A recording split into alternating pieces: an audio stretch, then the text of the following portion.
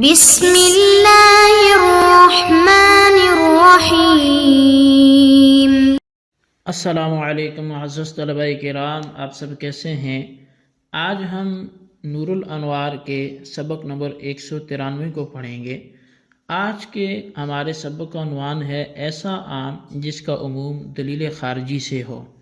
آج کے ہمارے سبق کی عبارت ثم لما فرغ عن بیان العام الصیغی والمعنوی وضعا سے شروع ہوتی ہے۔ عبارت ترجمہ کرتے ہیں، لیکن یہ بات سمجھ لیں کہ اس سے پہلے ہم ان الفاظ کا ذکر سن رہے تھے جو عموم پر دلالت کرتے ہیں، تو وہ تو بے اعتبار وضع کے تھے، لیکن اب جو الفاظ عموم پہ دلالت کریں گے وہ کسی امر خارجی کی وجہ سے کریں گے۔ جیسے نکرہ تحت نفی آ جاتا ہے تو مشہور قاعدہ ہے کہ پھر وہ عموم کا فائدہ دیتا ہے۔ تو اس طرح کئی چیزیں کہ جو بالوضع وہ عموم کے لیے نہیں تھی، لیکن کسی امر خارج کی وجہ سے ان میں بھی عموم پیدا ہو جاتا ہے۔ تو اس حوالے سے ہم سب سے پہلے آئیے عبارت کا ترجمہ کرتے ہیں، اس کے بعد سبق کی وضاحت کی طرف بڑھتے ہیں۔ مصنف علیہ رحمہ لکھتے ہیں ثم لما فرغ عن بیان العام الصیغی والمعنوی وضعا ذکر ما یکون عمومہ عارضا بدلیل خارجی فقال۔ پھر جب مصنف عام صیغی اور معنوی سے وضع کے اعتبار سے فارغ ہوئے تو انہوں نے ذکر کیا اس عام کا، اس عموم کا جو دلیل خارجی کی وجہ سے عارض ہو۔ فقال، تو بس فرمایا کہ وَالنَّكِرَةُ فِي مَوْضِعِ النَّفْيِ تَعُمُّ، کہ نکرہ نفی کے مقام میں عموم کا فائدہ دیتا ہے۔ وَذَلِكَ لِأَنَّهَا فِي أَصْلِ وَضْعِهَا لِلْمَاهِيَّةِ أَوْ لِفَرْدٍ وَاحِدٍ غَيْرِ مُعَيَّنٍ عَلَى اخْتِلَافِ الْقَوْلَيْنِ، اور یہ اس لیے کہ جو یہ اصل وضع کے اعتبار سے یہ تو ماہیت کے لیے ہے یا پھر فرد واحد غیر معین کے لیے ہے، دو قولوں کے اختلاف پر۔ فَإِذَا دَخَلَ عَلَيْهَا النَّفْيُ، پس جب ایسے نکرہ پر نفی داخل ہو جائے گی تو تعم، وہ عام ہو جائے گا۔ اِذْ نَفْيُ الْمَاهِيَّةِ أَوِ الْفَرْدِ غَيْرِ الْمُعَيَّنِ لَا يَكُونُ إِلَّا كَذَلِكَ، اس لیے کہ ماہیت کی نفی کرنا یا فرد غیر معین کی نفی کرنا وہ ایسے ہی ہوتا ہے۔ فَإِن تَضَمَّنَ مَعْنًا مِنَ الِاسْتِغْرَاقِيَّةِ كَانَ نَصْفًا فِيهِ، بس اگر یہ کسی استغراقی معنی کو شامل ہو تو یہ اس میں نص ہوگا، كما فی لا رجل فی الدار، جیسے کہ لا رجل فی الدار میں، یا وقولہ لا الہ الا اللہ میں۔ وَإِلَّا، ورنہ لَكَانَ ظَاهِرًا فِيهِ، یہ اس میں ظاہر ہوگا، وَمُحْتَمِلًا لِلْخُصُوصِ، اور خصوص کا احتمال رکھنے والا ہوگا۔ والدلیل علی عمومها الاجماع، اور اس کی عموم پر جو دلیل ہے وہ اجماع ہے، والاستعمال، اور استعمال ہے۔ وقوله تعالی اذ قالوا ما انزل الله على بشر من شيء قل من انزل الكتاب الذي جاء به موسى فلو لم يكن قوله على بشر وقوله من شيء مفيدا للسلب الكلي لما كان قوله قل من انزل الكتاب ردا له على سبيل الايجاب الجزئي لأن السلب الجزئي لا يناقض الإيجاب الجزئي۔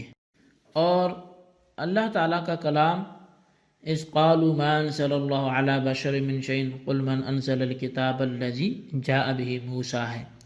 پس اگر باری تعالیٰ کا قول علی بشر اور من شیء سلب کلی کا فائدہ نہ دیتا تو اللہ تبارک و تعالیٰ کا قول قل من انزل الکتاب یہ ایجاب جزئی کے طور پر رد نہ ہوتا، اس لیے کہ سلب جزئی ایجاب جزئی کے مناقض نہیں ہوتی۔ جی طلبہ کرام، یہ ہمارے آج کے سبق کی عبارت اور اس کا ترجمہ ہے جو آپ نے بھی سماعت کیا۔ آئیے اب اس کی وضاحت اور اس کی تشریح میں شارح کیا کہتے ہیں ہم اس کو بھی سنتے ہیں۔ شارح کہتے ہیں کہ وضع کے اعتبار سے عام کی جو دو قسمیں تھی، ایک یہ کہ صیغہ اور معنی دونوں اعتبار سے عام ہو، دوسرا یہ کہ صرف معنی کے اعتبار سے عام ہو، ان دونوں قسموں کے بیان سے ماتن فارغ ہو کر اب ایسے عام کو ذکر کرنا چاہتے ہیں جس کا عموم دلیل خارجی سے پیش آتا ہے۔ چنانچہ فرمایا کہ اگر نکرہ پر حرف نفی داخل ہو تو وہ نکرہ عموم کا فائدہ دے گا، حرف نفی خواہ نفس نکرہ پر داخل ہو جیسے لا رجل فی الدار، خواہ اس فعل پر داخل ہو جو فعل نکرہ پر واقع ہوا ہے جیسے ما رأیت رجلا۔ اس کی دلیل یہ ہے کہ نکرہ اپنی اصل وضع کے اعتبار سے بعض حضرات کے نزدیک ماہیت کے لیے آتا ہے اور بعض حضرات کے نزدیک فرد غیر معین کے لیے آتا ہے۔ بس جب نکرہ پر حرف نفی داخل ہوگا تو ماہیت کی نفی ہوگی یا فرد غیر معین کی نفی ہوگی، اور دونوں کی نفی سے عموم ثابت ہوتا ہے۔ چنانچہ جب ماہیت کی نفی ہوگی تو ماہیت کی نفی سے تمام افراد کی نفی ہو جائے گی، کیونکہ اگر ایک فرد بھی باقی رہا تو ماہیت تو باقی رہے گی، لہذا ثابت ہو گیا کہ ماہیت کی نفی سے تمام افراد منتفی ہو جائیں گے، اور جب تمام افراد منتفی ہو گئے تو عموم ثابت ہو گیا۔ اسی طرح اگر فرد غیر معین منتفی ہو گیا تو تمام افراد منتفی ہو جائیں گے، کیونکہ ایک بھی فرد اگر باقی رہ گیا تو وہ فرد غیر معین منتفی نہیں ہوگا۔ بہرحال جب فرد غیر معین کی نفی سے تمام افراد منتفی ہو جاتے ہیں تو اس میں بھی عموم ثابت ہوگا۔ بہرحال نکرہ ماہیت کے لیے ہو یا فرد غیر معین کے لیے ہو، دونوں صورتوں میں اگر حرف نفی نکرہ پر داخل کیا گیا تو وہ عموم کا فائدہ دے گا۔ پھر یہ عموم کبھی علی سبیل الوجوب ہوتا ہے اور کبھی علی سبیل الجواز بھی ہوتا ہے۔ یہ عموم علی سبیل الوجوب تو اس وقت ہوگا جب کہ حرف نفی نکرہ پر داخل ہو اور نکرہ من استغراقیہ کی معنی کو متضمن ہو، جیسے لا رجل فی الدار۔ یہ اس شخص کے جواب میں ہے جو یہ سوال کرے کہ حل من رجل فی الدار، تو جواب اصل میں تھا کہ لا من رجل فی الدار، من استغراقیہ کو یہاں حذف کر دیا گیا، مگر اس کے معنی ملحوظ ہے، اور معنی ہے مکان میں کوئی مرد نہیں ہے۔ اور جیسے لا الہ الا اللہ، کیونکہ یہ کلمہ اس شخص کے جواب میں ہے جو یہ کہے کہ حل من الہ الا اللہ، کیا اللہ کے سوا بھی کوئی معبود ہے؟ تو جواب دیا گیا لا الہ الا اللہ، یعنی لا من الہ الا اللہ، اللہ کے سوا کوئی معبود نہیں ہے۔ اور اگر نکرہ پر حرف نفی داخل ہو مگر وہ من استغراقیہ کے معنی کو متضمن نہ ہو، وہ علی سبیل الجواز عموم کا فائدہ دے گا، یعنی کبھی عموم کا فائدہ دے گا جیسے لا بیع ولا خلۃ، کبھی عموم کا فائدہ نہیں دے گا بلکہ قرینے کی وجہ سے خصوص کا فائدہ دے گا، جیسے ما رأیت رجلا بل رجلین، میں نے ایک آدمی کو نہیں دیکھا بلکہ دو کو دیکھا ہے۔ تو یہاں رجلن سے صرف ایک مرد مراد ہے اور اس پر قرینہ لفظ رجلین ہے۔ اسی کو شارح نے اس طرح کہا کہ اگر نکرہ من استغراقیہ کے معنی کو متضمن ہو تو وہ عموم میں نص ہوگا، یعنی وجوبی طور سے عموم ثابت ہوگا، اور اگر من استغراقیہ کے معنی کو متضمن نہ ہو تو وہ عموم کے اندر ظاہر ہوگا، یعنی جوازی طور سے عموم ثابت ہوگا اور خصوص کا احتمال رکھے گا۔ شارح نے کہا کہ نکرہ منفیہ کے مفید عموم ہونے پر اجماع اور استعمال عرب یہ دلیل ہے۔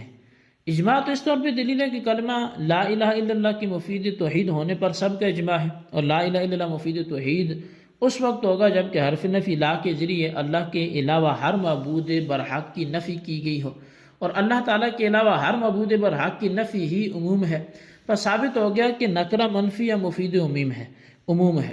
اور کلام عرب کا تتبع کرنے سے بھی یہی معلوم ہوتا ہے کہ اہل عرب جو ہیں وہ نکرہ منفیہ کو افادہ عموم کے لیے استعمال کرتے ہیں۔ نیز باری تعالیٰ کا قول بھی ہے اذ قالوا ما انزل اللہ علی بشر من شیء قل من انزل الکتاب الذی جاء به موسیٰ، تو یہ بھی نکرہ منفیہ کے مفید عموم ہونے پر دلالت کرتا ہے، اس طور پہ کہ یہود نے کہا اللہ تعالیٰ نے کسی بشر پر کوئی چیز نازل نہیں کی، تو اس کے جواب میں اللہ تبارک و تعالیٰ نے فرمایا کہ آپ صلی اللہ علیہ وسلم یوں کہیے کہ وہ کتاب جس کو موسیٰ علیہ السلام لے کر آئے وہ کس نے نازل کی ہے، یعنی تورات حضرت موسیٰ علیہ السلام پر اللہ ہی نے نازل کی ہے۔ اس آیت میں من انزل الکتاب الذی جاء به موسیٰ موجبہ جزیہ ہے، کیونکہ موسیٰ علیہ السلام دی علی بشر میں بشر کا بعض ہے، اور تورات بھی من شے میں شے کا بعض ہے، اور بعض کو بعض کے لیے ثابت کیا گیا ہے، یعنی تورات کا نزول موسیٰ علیہ السلام کے لیے ثابت کیا گیا ہے، اور محمول کو موضوع کے بعض افراد کے لیے ثابت کرنے کا نام ہی تو موجبہ جزیہ ہے۔ بہرحال یہ جملہ من انزل الکتاب الذی جاء به موسیٰ موجبہ جزیہ، اور اس کو ما انزل اللہ علی بشر من شیء کی نقیض بنا کر ذکر کیا گیا، اور یہ بات مسلم ہے کہ موجبہ جزیہ سالبہ کلیہ کی نقیض ہوتا ہے، نہ کہ سالبہ جزیہ کی. پس ثابت ہو گیا کہ ما انزل اللہ علی بشر من شیء سالبہ کلیہ ہے، اور سالبہ کلیہ میں محمول کے ہر فرد کی، موضوع کے ہر فرد سے نفی کی جاتی ہے، اور یہی عموم ہے. پس ثابت ہو گیا کہ آیت میں بشر اور شے نکرہ ما حرف نفی کے تحت واقع ہونے کی وجہ سے مفید عموم ہے. جی طلبہ کرام، یہ ہمارے آج کے سبق کی عبارت، اس کا ترجمہ اور اس کی وضاحت تھی. آج کے سبق میں جو بھی ہم نے سنا اس کو اچھی طرح یاد رکھیں، اس کے خلاصے کو اپنے رجسٹر پر نوٹ کریں، اور بالخصوص ان سوالات کے جوابات بھی عطا فرمائیں. سوال نمبر 1 یہ ہے کہ مصنف علیہ رحمہ عام کی کن ابحاث سے فارغ ہو چکے ہیں، ان ابحاث کا ذکر 2 لائنوں میں کریں. اور سوال نمبر 2 یہ ہے کہ نکرہ اپنی اصل وضع میں ماہیت کے لیے ہے یا فرد واحد غیر معین کے لیے ہے، یا پھر دونوں کے لیے ہے؟ آپ ہاں یا نہ میں اور معین یا غیر معین میں جواب دیں. اللہ تبارک و تعالیٰ سے دعا ہے جو کچھ ہم نے پڑھا سنا اسے یاد رکھنے کی توفیق نصیب فرمائے. آمین بجاہ النبی الامین صلی اللہ علیہ وسلم.